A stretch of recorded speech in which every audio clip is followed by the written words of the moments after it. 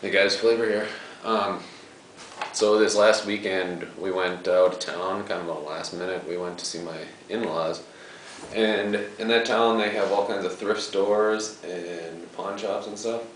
So on Monday, which is a holiday here in the U.S., we decided to go out. I didn't really want to just sit around the house, so I really like going to thrift shops. Problem was it was holiday.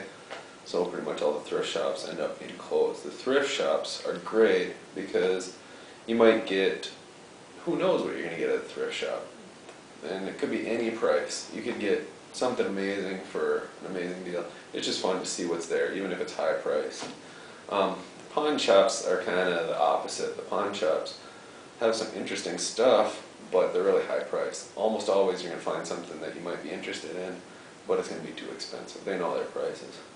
So anyway, the thrift shops are all closed, so we thought, well, we'll just hit some pawn shops just to keep interest up. Well, recently got a Super Nintendo, and I wanted to play some games with the kids, so for $3 each, one place had all Super Nintendo games. Like, almost all the pawn shops had Super Nintendo games, but they were, like, all sports games, you know. Anyway, $3 each, I got F-Zero and Tetris Attack. F-Zero, I think that the kids will like to race, and Tetris Attack is a good puzzle game. We used to have Pokemon Puzzle League, and I think it's pretty much the same game as Tetris Attack. Now the reason why I'm making this video isn't for the Super Nintendo games. The pawn shop we went to just after that had some games, and I looked down in the case, and I saw this sitting there, the GP2X. And I told my brother-in-law, man, the pawn shop has no right holding the GP2X. I mean, what is a GPX doing at a pawn shop? The town has a big college, like pretty technical school, and so maybe somebody there had it. Well, he showed me it. You might be able to see it there. $50, and maybe I made a scowl or something. I don't know. I wasn't going to spend $50. I wasn't out shopping for that kind of stuff. I was shopping for like $3 Super Nintendo games, right? But right off the bat, he told me $35. And I looked around at some other stuff. I went back to him. I said, $25. He said, no, 35 is the lowest. So I left. Then we went to another pawn shop. They didn't really have anything exciting, but the GP2X just kept nagging at me.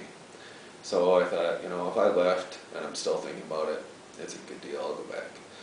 So I went back, told him, if you can boot it up and show me that it works, I'll give you the $35. And he booted it up, showed me it works, and yeah, it does. I don't have any batteries right now.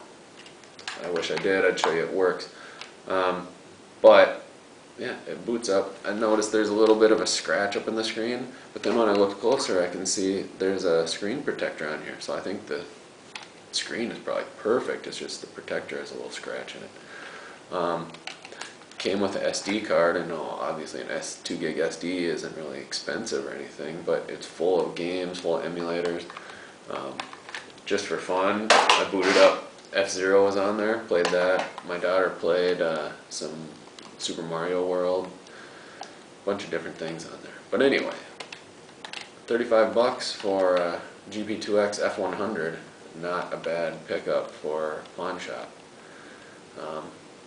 I don't know what I'm going to do with it. I already have a GP2X. Maybe I'll list one of them on eBay. I don't know. I'm not sure. I don't really need another GP2X. I got all kinds of, I got Wiz and Canoe and everything, so.